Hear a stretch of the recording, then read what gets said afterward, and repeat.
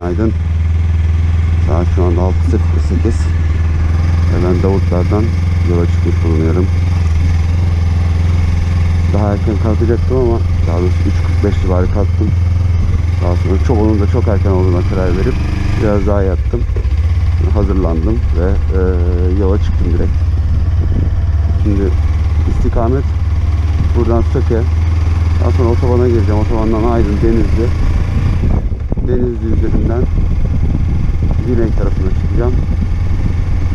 Güneyden geçeceğim. Ulubey'den geçeceğim. Uşak Ulubey'den geçeceğim. Ondan sonra Uşak. Daha sonra Afyon.